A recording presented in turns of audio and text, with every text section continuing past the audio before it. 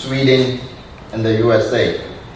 His main research interest is currently focused on neurotoxicity and of nanoparticle and nanowire drug delivery of agents for enhanced neuroprotection and various of CNS insults or neurodegenerative diseases in relation to the blood-brain barrier.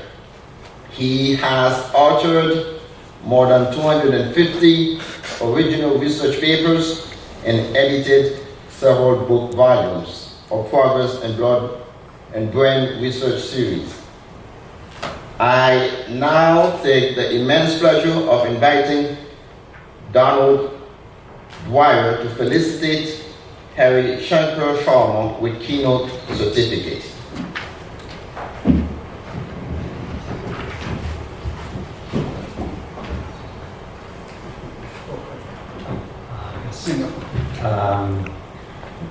We're supposed to have a certificate to present. I don't think I have that. So anyway, yes. Can you put my first slide?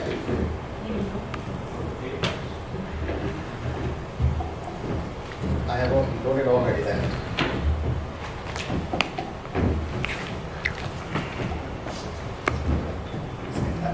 Many times. No need for that.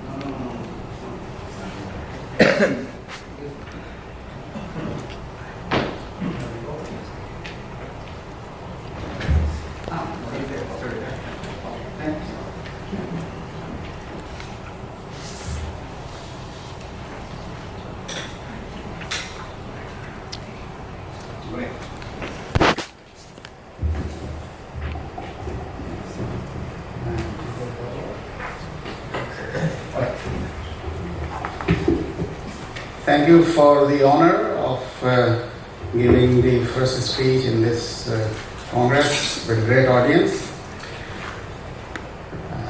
I work largely, as told, around the blood-brain barrier and trying to find out in disease models how we can modify for neuro repair. And my recent work since 2004 with the US military organization to find out the role of nanoparticles in the brain and as well as repair with nano delivery of drugs. So I will be speaking for about 20 minutes in front of you, and this is a multi-organizational work and supported by various organizations. I am from Uppsala University, working in the University Hospital, and we have support from Swedish Strategic Research Foundation, drug companies, European Office of Aerospace Research and Development, US Air Force Research, and also Department of Defense and other university organizations.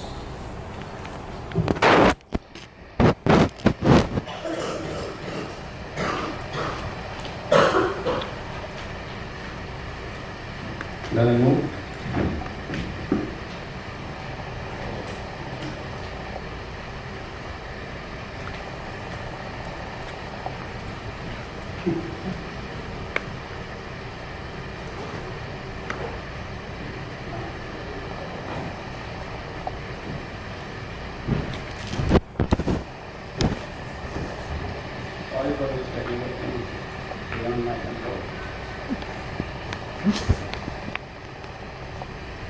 something happened.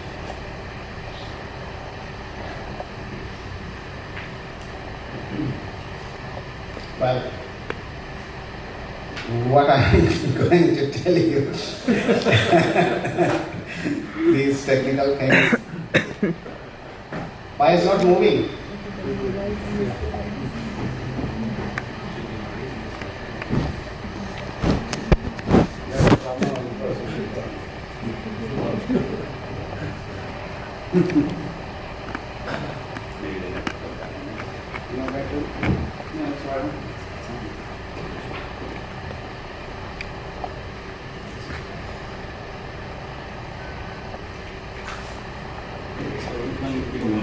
Okay. One of those mornings. Bear with me, I am the experimental model here for how things are working. Okay, try it now. Okay. Yeah. There you go. No? It's not mine. Yeah. It's a good show for the beginning. Anyway, but I'm sure I'm making way for the next speaker. That will work smoothly.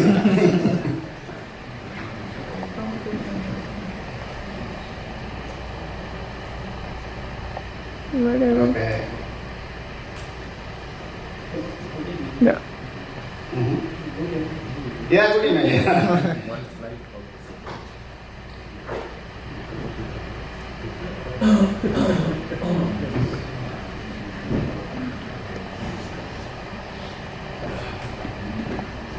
Hi, what? Thank you. Well, this is a custom that I should declare that whatever I am speaking here is my personal opinion. It has nothing to do with any organizations with whom I am working. Good. So I can tell you that why we are talking about lots of nanomaterials and their neurotoxicity. You know, nanomaterials are everywhere, even in this room, and it has other effects outside too, because fine environmental particles and sand particles, industrial hazards, all are nanomaterials, and we are exposed almost daily. So the point is that nowadays they are used for drug delivery to the brain. The problem is size of nanoparticles, type, but how they are modulated by some external and internal environments. External environment means, for example, hyperthermia, heat stress, or pollution. Internal environment means your own disease processes, like people have cardiovascular endocrine disorders, but all are exposed, and it can have devastating effects on our brain function. So I started my work in research since 1977, and I was fascinated by the role of blood-brain barrier in the central nervous system, because this is the barrier important for regulating our central nervous system. On the other hand, it is also the hindrance of drug delivery to the brain. And at that time, I think still, Professor Stanley Rappaport was the first person to write a comprehensive book, Blood-brain barrier in Physiology and Medicine. He was my mentor, and then I tried to do this work, blood-brain barrier in stress, because I was looking at why some people have some diseases and why not others. At that time, we know that in psychiatric diseases, CSF protein levels was increased. This was the area between 77 and 82. So I produced this thesis for Banaras Hindu University in India, and this is my supervisor, PKD, at that time.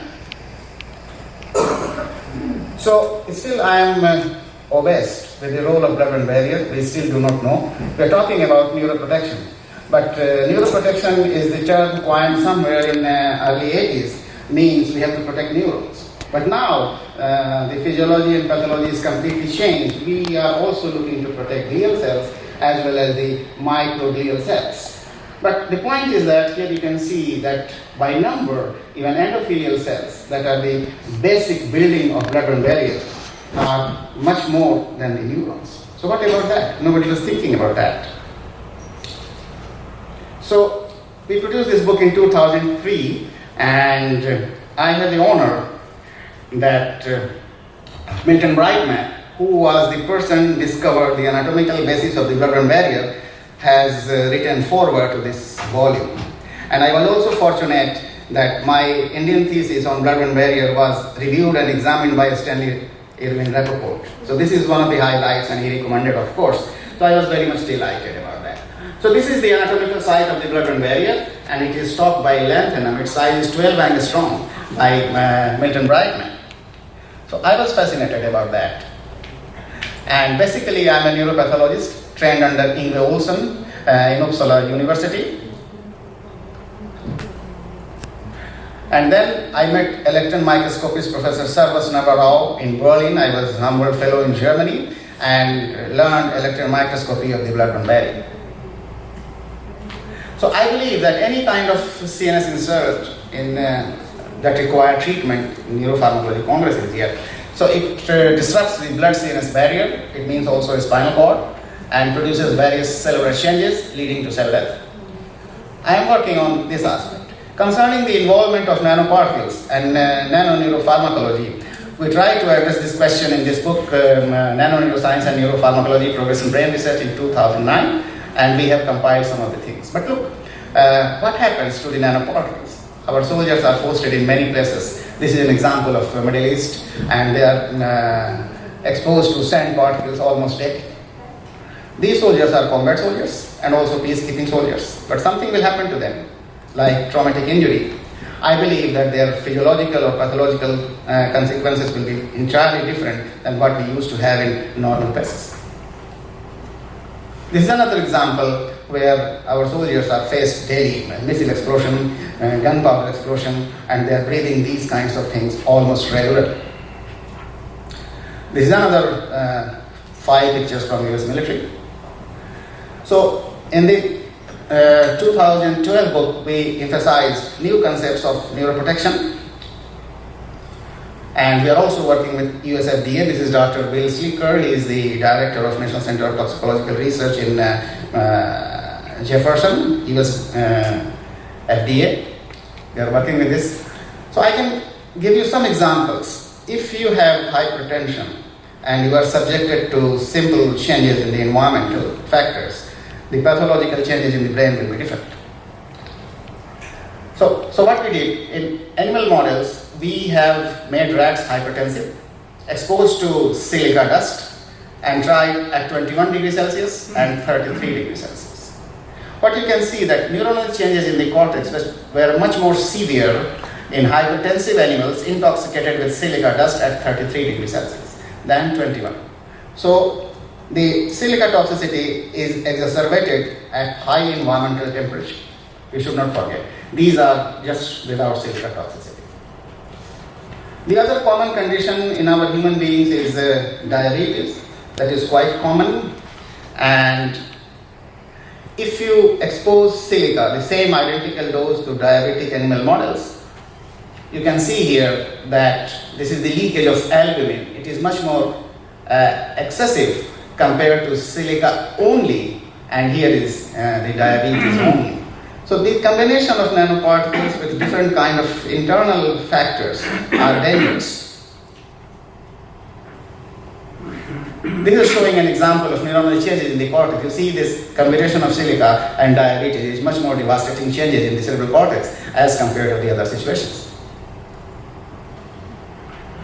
We tested also these hypotheses at electron microscopy, and we can see clearly here that mild invasive ablation is much more severe in diabetes with silica toxicity as compared to these other two images.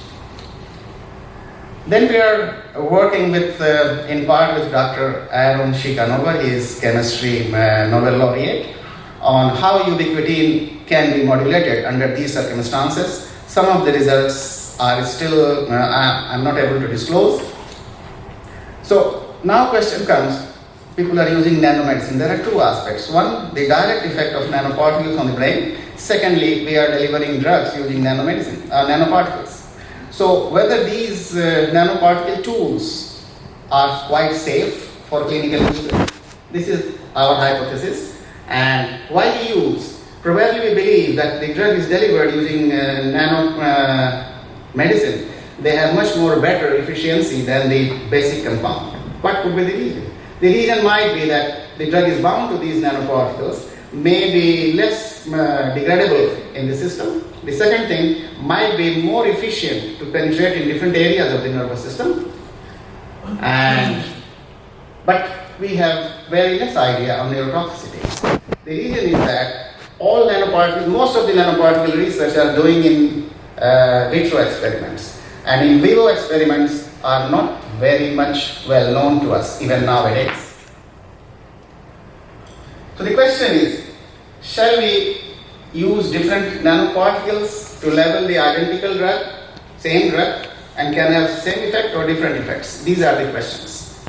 What we consider, neuroprotection or neurotoxicity, and I can tell you the pathological aspect of nanodrug delivery is still ignored.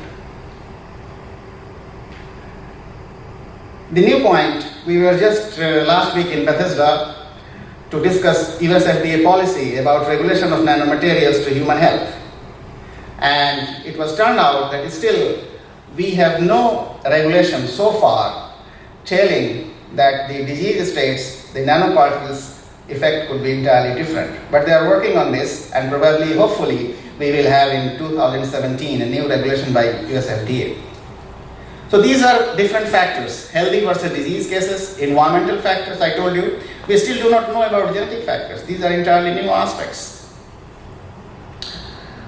I will show you briefly some of the nanoparticles are used for drug delivery in different systems. One is iron oxide, functionalized iron oxide nanoparticles. They are used in breast cancer treatment because you can use magnetic pulling to localize and with heating localize so that the cancer cells are dying. The other thing is gold nanoparticles. They are also used in drug delivery nowadays. So, as I told you, that functionalized magnetic iron oxide nanoparticles are used, and we do not know its toxicity in vivo situations. We did some experiments, and you can see here that 38 degrees centigrade 4 hour and 38 degrees centigrade 24 hour, because they are used in cancer treatment. Whole body hyperthermia is also one of the instruments used for cancer therapy. You can see that these functionalized magnetic iron nanoparticles produces by itself cellular damage in the cortex at 24 hours. Then the question is, can we reduce these in vivo neurotoxicity by supplement of drugs? Since I have less time, I am showing one result with one drug. It is called cerebrolizin. This is a drug that is a mixture or well-balanced composition of different kinds of neurotrophic factors, brain-derived, GTNF, NGF, and also active peptide fragments. So this is already commercially available, and there are several clinical trials going on in the United States in Alzheimer, stroke, or brain injury. So you can see here that when we use this drug at 4 hours, it was less effective. But when it is infused at 24 hours, it has some neuroprotection. And at the same time, blood-brain barrier is restored. This is another example here. You can see that they were showing 4-hour heat stress at 38 degrees Celsius, much damage. And when we have given cerebrolizin alone, it was some reduction. But when we have given the same drug with titanium dioxide nanowire delivery, this is a US patent in University of Arkansas model, we can have better neuroprotection here. And we can also see at the electron microscopy. So nano delivery of cerebrolizin using titanium dioxide nanowire is much more efficient in our hand, up to 24 hours. So this is the drug I'm talking about. This is manufactured in Austria, and they are multimodal drug. And we use this titanium nanowires. This is a US patent at University of Arkansas, my friend Dr. Ryan Tian. So they are labeling the drugs with all characteristics. This is Dr. Ryan Tian and this is Dr. Wang. They are having the US patent. And you can see here that whole body hyperthermia itself in the cortical areas, these iron oxide nanoparticles produces severe damage. And here is the titanium delivered cerebrolizin has much better result. These are just some of the data showing that the leakage of blood-brain barrier is reduced maximally when it is used with nano delivery, and brain water means edema and also neuronal injuries. The leveling of cerebrolizin with titanium nanowires. There are also other conditions due to lack of time I am not showing. Sleep deprivation is also very common in our military, and it produces changes in mental state. And even 8 hours of sleep deprivation, the people can't do simple mathematics, and it is progressive in time. 72 hours, it is very difficult to concentrate. And think about our leaders in military, when they are sleep deprived, their decision-making capacity will be influenced. And in those circumstances, if these soldiers have brain injury, I think the situation is very devastating. So my wife submitted this innovation as technical National Innovation Summit. Every year occurs in the United States, Washington, D.C. And this year, when she delivered this cerebrolizin titanium nanowire in brain injury together with alpha MSH, because this has to do with sleep, it is much more better effect than both the drugs alone. So on that, she got this top 15% technological award at this National Innovation Summit in the United States. So we are very pleased about that. This was the certificate. Then I'm telling you gold neurotoxicity. What we use, we must know the size of the nanoparticles and the route of administration. All could affect the neurotoxicity, not single factor. So here, these are the gold particles. We have used different sizes. And you know that gold nanoparticles are used for drug delivery and even diagnostic purposes. So you can see that 10 milligram intraperitoneally gold nanoparticles were given, and here is 5 nanometer, 10 nanometer, and 40 nanometer. The smallest size has the highest rate of opening the barrier. The same thing happened if we reduce the dose 5 milligram intravenously. Still, the smallest gold particles has the highest degree of barrier breakdown. These are 24-hour survival. Then we have used 20 microgram intracerebroventricularly, and again, the smallest size has the most devastating effect on the blood-brain barrier disruption. Internal carotid artery infusion of 2.5 milligram per kilogram, we got the same result. So it means that the smallest size of the nanoparticles are much more devastating because of their size or because of their more oxidative stress. We still do not know. We are working on that. And this is the example here, albumin leakage. I was talking about blood-brain barrier. So you can see that these albumin level neurons can be seen. And when the albumin is completely leveled with albumin, they are going to die. And this is also the example in different areas. We also tested electron microscopy. The results are very similar. Then we used co-administration of cerebrolizin with and without nanoparticles. And we can see that nanoparticles, when the cerebrolizin was delivered with titanium dioxide, it has much more better effect. In last 5 minutes, I will show you some of the examples in Alzheimer's disease. I'm answering the questions that if the same drug is given with 2 different kinds of leveling, whether we will have same effect or different effects. To this audience, it is not so uncommon to see that the Alzheimer brain is quite effective and almost shrinked. Nowadays, people are also using stem cells on nanowired because nanowired stem cells live longer and can have better neuroprotective effects if administered in vivo.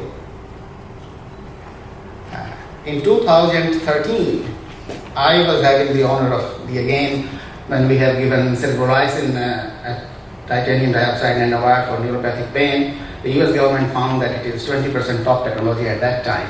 But this year, my wife got even 15% anyway. So this was another thing. So here you can see that amyloid beta is the principal cause of Alzheimer's disease.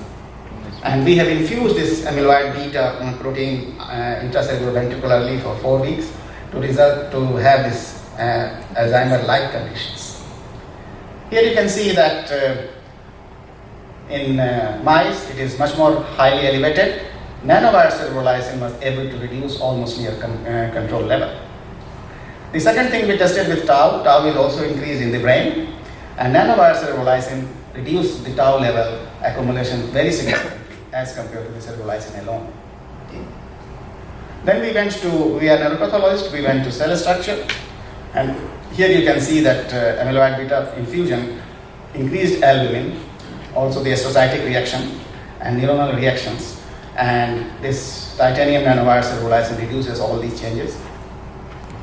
Then we went to electron microscopy, and here you can see that untreated showed maximum demyelation and damage, and nanowire cerebrolysine almost restored the changes, whereas this is the cerebrolysine.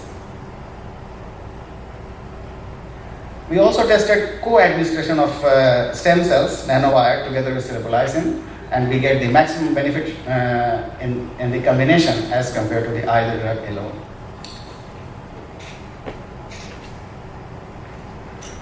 Now we are working with Dr. Kroto, he is also chemistry Nobel laureate, and try to identify small molecule peptides. If we are nano-leveling them and infusing, what will happen? But these results are still under construction. Then the other most important way of nano delivery is PLGA. People are leveling PLGA, encapsulating drugs and then delivering. This we are working together with Dr. Giovanni Tosi in Modena. So we have tested this leveling of cerebrolysine in this method, and we can see that it is very quite stable, even very long time. Now the question is, in the same Alzheimer model, we have used TIO to deliver cerebrolysine and PLGA cerebrolysine. What we can see, although the reduction in the blood-brain barrier, edema formation, everything, and this is the leakage of barrier in different areas, were effective in both the cases, but still TIO to deliver cerebrolysine is much more efficient than PLGA cerebrolysine alone. Okay. Here is Dr. Shelley, who worked on small fragments of CRF. He is in Miami, and now we are leveling his compounds for treatment of Alzheimer's disease. We have generated lots of data, but we will publish only when everything is approved by US government. So we are using in different models, also traumatic brain injury, Alzheimer's disease, Parkinson's disease. They will be coming later. So although on one hand we use nanomedicine to enhance effectivity of the compounds, but on the other hand we must analyze its neurotoxic effect alone. Regarding TiO2, we have used the infusion in even high doses, and there are also some literatures. Up to 6 months, it does not produce any brain damage in our hands. So we feel that it is quite innocuous. So the future that we would like to use comorbidity factors, because they influence the brain pathology, and how we can reduce the damage using neuropharmacological agents. This is our support comes from various organizations. These are our funding agents. I'm not going in detail, our collaborators. And this is Uppsala University, one of the oldest university, 1477. Somebody said that even before foundation of America. Thank you very much for your kindness. Do you have any questions for Dr. Sharma this time? Open the floor for question and answers. Please raise your hand if you have any questions. Yes, please. Thank you. That was fantastic. Some basic, perhaps a naive question. Please. Do these nanomaterials, can they be reaching the targets in the absence of the blood-brain barrier breach, or do they need some amount of breach to get to the targets? This is a very good question. Actually, nanomaterials, so nanoparticles are used to go into the brain even the barrier is normal. Our one review has just published in this year when we have used